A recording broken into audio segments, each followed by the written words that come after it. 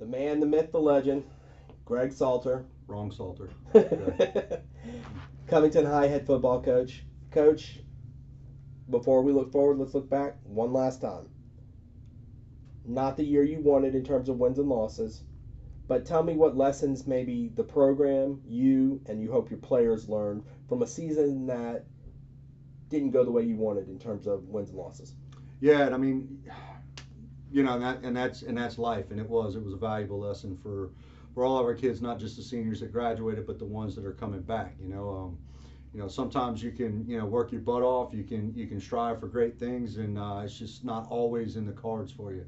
And last year was just one of those years where we never could find any rhythm, never could find any consistency week to week, and the record was what it was at the end of that. But we certainly showed flashes of being a really good football team and played some good games, but just the inexperience really caught up to us. The mistakes and both mental and physical mistakes caught up to us, and finished out 3-7. So certainly not what we wanted. And something.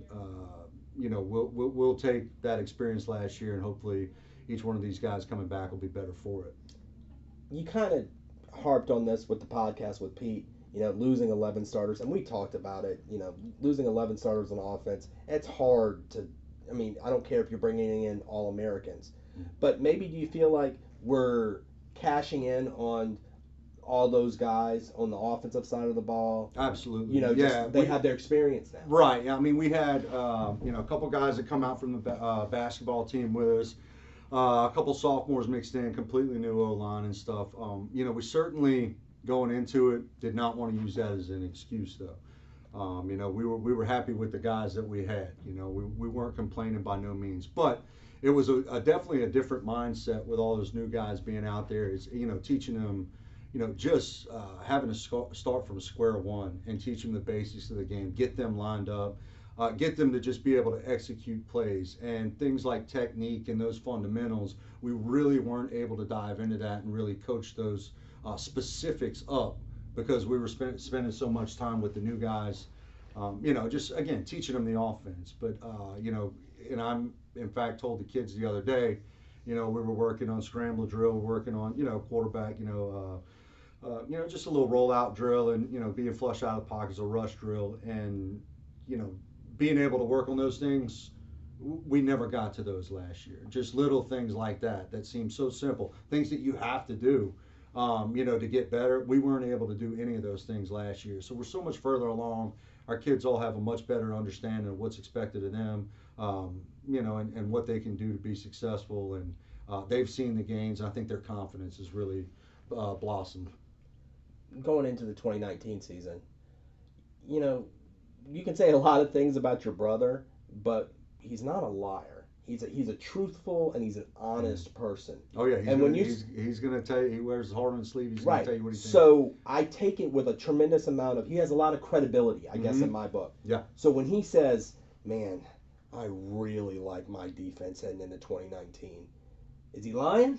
No, he should. We're all really excited about not just the team in general, but that side of the ball in particular. We've got 7 starters back from last year's team. We played really well on defense throughout the year, and that was something that we were really pleased with. And with 7 of those guys coming back, and then we're getting 2 guys off of injury that one started in the jamboree and ended up tearing up his knee.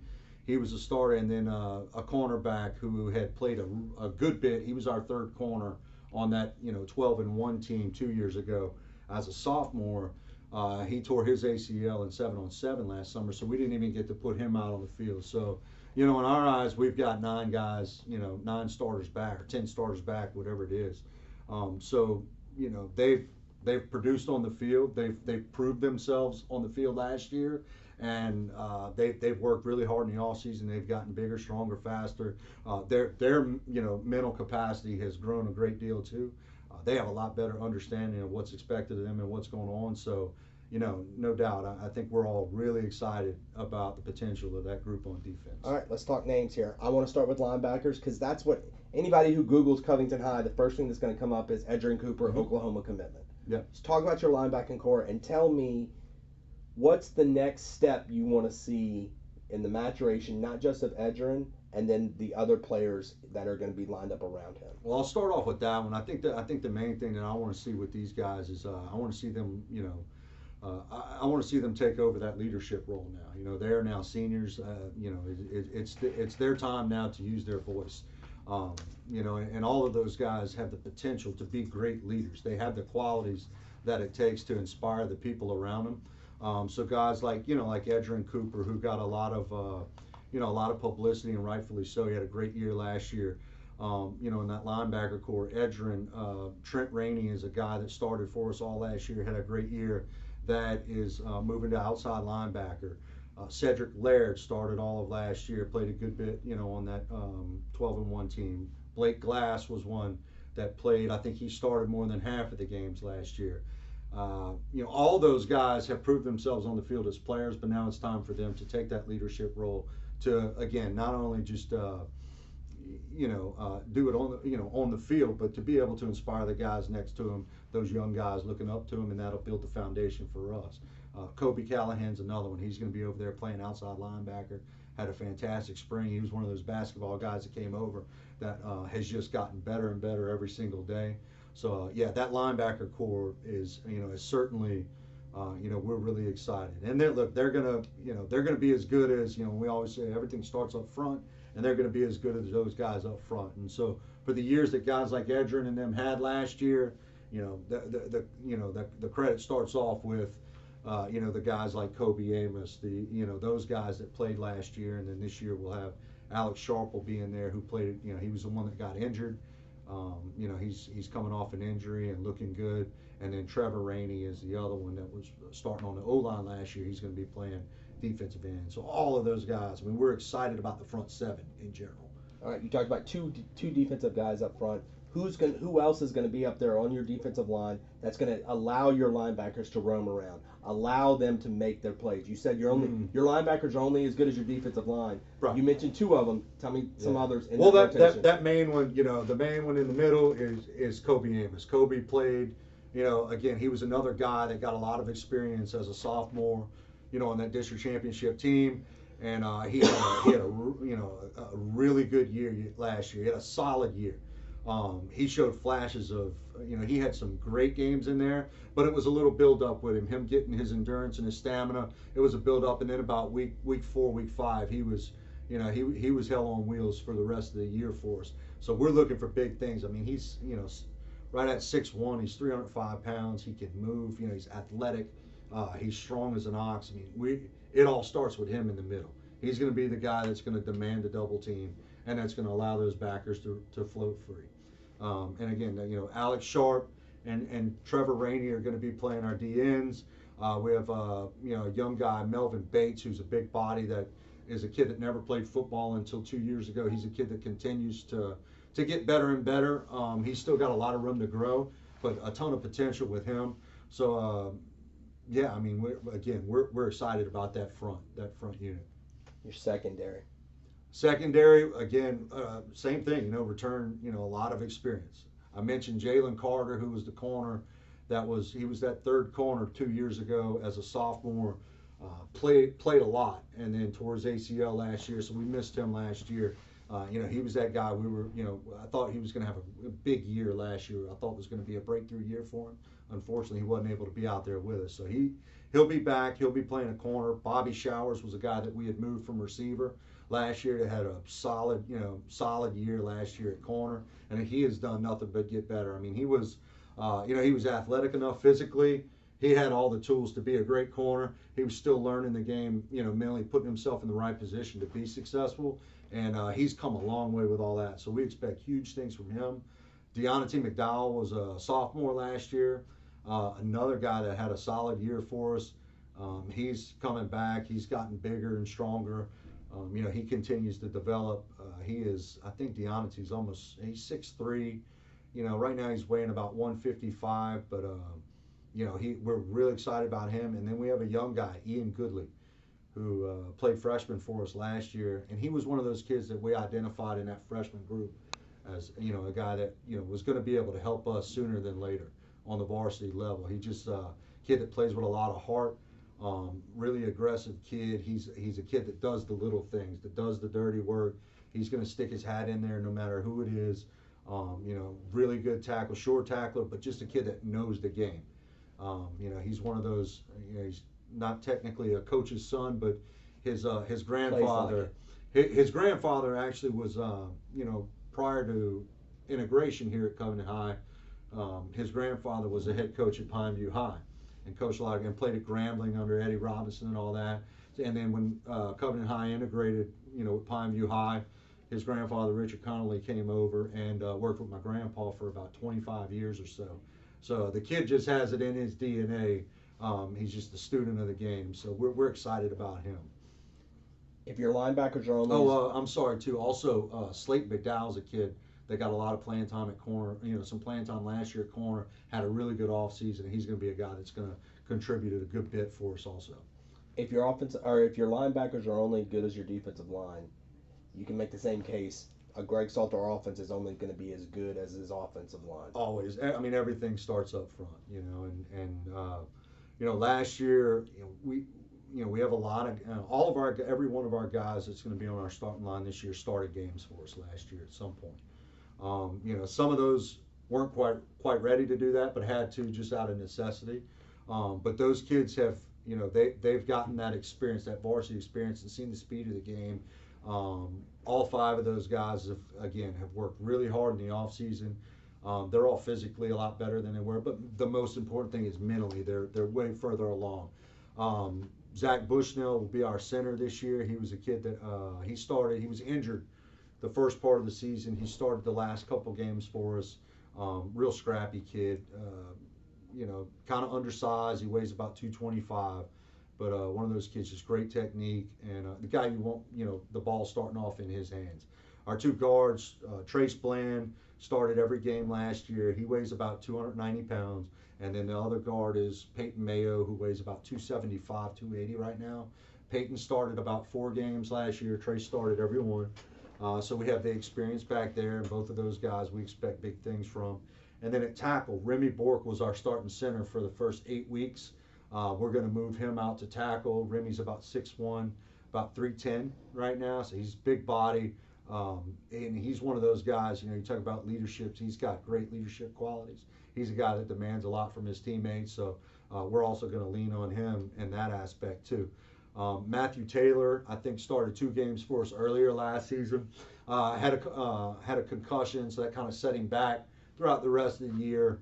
And but he's a kid again that got experience.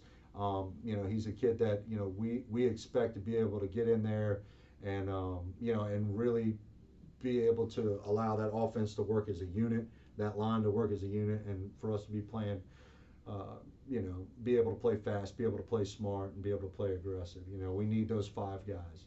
Backups, a couple of guys that are that we're going to be leaning on. Gavin Hansen's our backup center. Another kid that's worked really hard this summer. I'm very proud of what he's put into this summer.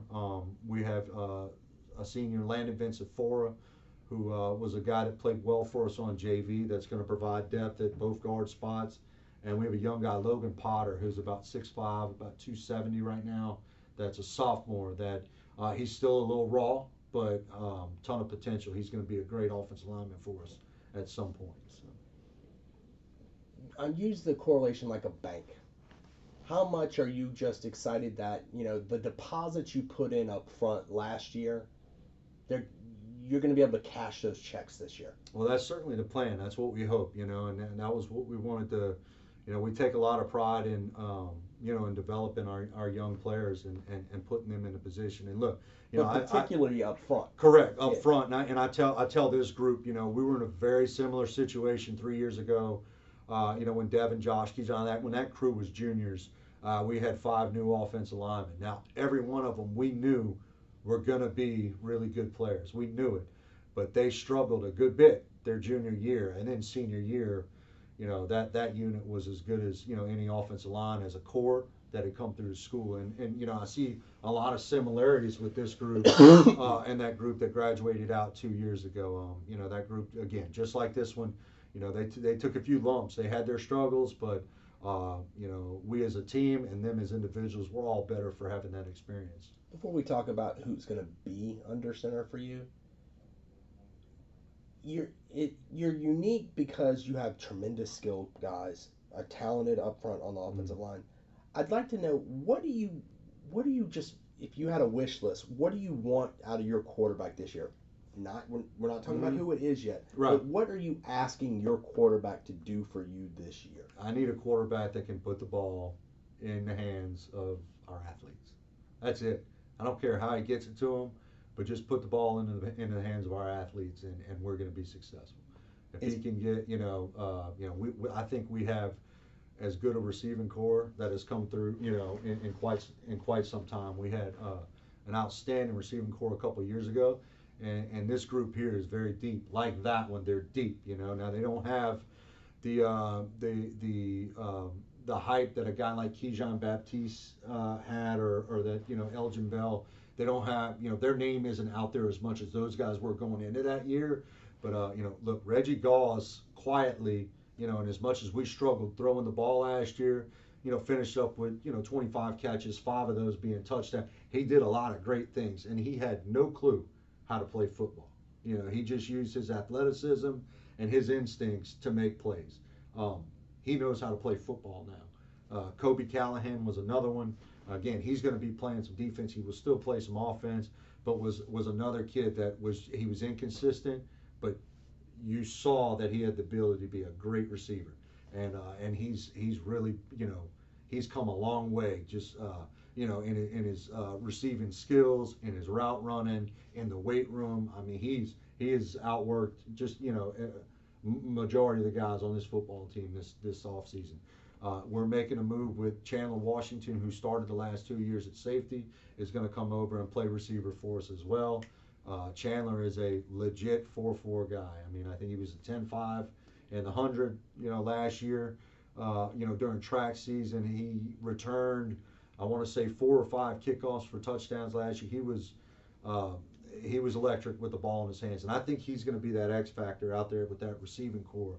I mean, he's a guy, if we can put the ball in his hands, people are going to have a hard time getting a hand on him, much less a body on him to bring him to the ground.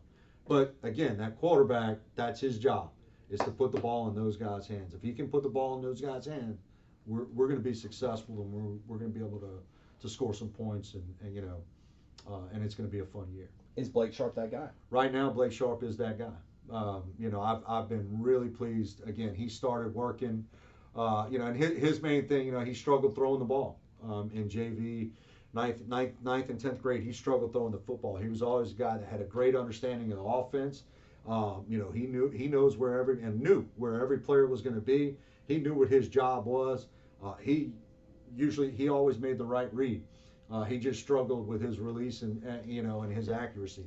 But he has spent his entire offseason improving that. That was the conversation we had in December. That was what I told him, this is what I need you to be able to do if you're going to be the starting quarterback here. I need you to be able to complete passes to these guys. You complete passes to these guys, it's going to be your job. And he is, he continues to improve every day. He's getting more confidence, but the most important thing is those receivers are becoming more confident in his ability to get them the ball. So I think just the overall attitude and the correlation with those guys, that relationship with those guys, is something that I believe he's going to be successful there. At the same time, the other thing that's really helping him is a guy like Jai Franklin. Jai is a kid that last year was his first year playing quarterback. Physically, he's a great athlete. He's excellent runner. He's got big, strong arm. But he's a guy that's still learning the game. It's not his fault. He just hasn't played the position. But because of what he brings to the table, those guys are pushing one another. They are still battling this out. It's not a done deal. It's not etched in stone. It can change at any moment. But having them pushing each other is bringing out the best in each other, and that's what we want. So again, those guys getting the ball to the receivers, to the Gauze, to Callahan's. Deontay McDowell's going to be a guy that's going to play some receiver for us, to put the ball in Chandler's hand. We have a good a young receiver that I'm really excited about, a freshman, Kenji James, that I think is going to see a lot of playing time, and he's going to be able to contribute early to this team. He's another. But if our quarterbacks can get those guys the ball, we're going to be successful. We're now, you know, Devin Brumfield's not walking through that door again. No, he's not. We're now 2 years removed post Brumfield. The backfield is still going to be talented. Talk to me about some of the people in your rotation there. Maybe for the first time in a while, you don't have a horse. You don't have a 30 carry a game guy. Who's going to get the carry? Right now our feature running back, our main running back is going to be Cade Rogers. Cade, again, he was a kid that ran well for us last year. Unfortunately for him, he didn't get to show all the potential he had that we knew he had. He hurt his shoulder, sprained his AC joint in that first game against Franklinton. And so throughout the year, that was kind of a nagging thing. He played through it, but I did my best. We did our best to protect him in certain situations because, again, the kid's got such a great future. But he's another one of those guys, absolute animal in the weight room. He's a guy that spent, a year he was fortunate enough to be able to he dressed and played some as a freshman. He got to spend a lot of time with Devin and got to watch Devin, and you can see, he has a lot of those characteristics that you really admire in Devin as far as, his dedication to his team, just his mentality, his attitude, his toughness, the way he carries himself off the field and in the weight room. He puts forth that kind of effort. So, we're excited about him. And again, and I said this last year, none of these guys have to be, better than Devin Brumfield. They just need to be better than the guy trying to tackle him. And, but I think, Devin's presence is still here. The things that he relayed on to these young guys is still here. So, again, we were very fortunate to have him then and very blessed at what he was able to pass down to these younger guys. So Cade Rogers is going to be, the starting running back. We have a young man, Quintez Laurent, who had a really good year for us in freshman and JV that has a ton of potential. He comes from some good genes. His first cousin, CJ Sims, for anybody that's been around Covington football, that's pretty good genes. It's his first cousin. He's very similar type kid to see. He's a little thicker than CJ, but has that same heart, that same toughness that we love so much about with CJ. So those two guys. We have another young freshman, a kid named Colin Robertson that's a freshman that's going to be a really, really good player. He still has a lot to learn, but his potential, physical, the physical makeup of this kid, he's going to be a great running back for us down the road. And then we have our H-backs, our fullback guys. Gage Bork started for us most of the year last year. He is a throwback football player. One of those guys, put a leather helmet on him, and it wouldn't make a difference for him. He's going to go and strike somebody. So he's a guy. DeQuarius Peterson is going to be, playing some of that H and a little bit of that tight end. DQ is, he's 6'4". He's up to close to 200 pounds now. Another kid that's worked really hard in the offseason and a very coachable, very likable kid. So I think he's going to, add another dimension to our offense, being able to play a little tight end and stuff. So we're excited about again the whole offense as a unit, because I know that we had our struggles last year and it wasn't for a lack of effort, but I know it's something that we're going to be better for having gone through, not just the kids but me as a coach and everyone else. I got two more questions. First one is, this is the most I've ever heard you talk about your freshman class. Is there something that is kind of drawing your eye to them as a unit? We're excited about our freshman class. There was kind of a we got a really good vibe whenever Devin and Josh and all that crew came in. It was a really deep group, and the attitudes of the kids. They worked like they had been doing this. They didn't shy away from any hard work. And they had great attitudes. They got along real well, and this group here, I have to go in there and check and make sure that they're in the locker room. They all seem to get along. Now they might be pulling the wool over my eyes. They all seem to really enjoy each other's company. They all work really hard in the weight room. They don't complain. They don't make excuses. Like, those are some of my biggest pet peeves, and I've heard none of that out of that group. Immediately when you're around this group, You can tell that they want to be here, that they want to work, that they want to get better, and that they have high expectations of themselves. So we're excited, like really excited about our freshman group, and that being able to continue to have that foundation to where we continue to be successful year in and year out. I want to wrap it up like I've done with everybody else. I'm not going to ask wins and losses because I wouldn't do that to Mhm. anybody. But I want to know what your gut's telling you. When you go home at night or you're driving back to your house, what's your gut telling you about the 2019 Lions? I mean, I think they have the potential. We have the potential to, these guys to leave their mark on Covington High School, just like all the other great teams in the past. I think, my cliche thing, and you hear it a lot. I know, it's not that I hope. I know that each and every week we're going to give ourselves a chance to win that football game, each and every week. Now, will those experiences from last year, um, you know, uh, be able to get us over the hump and be able to allow us to win those games? I think they will. I think it's going to be a fun year to be a Covenant Lion.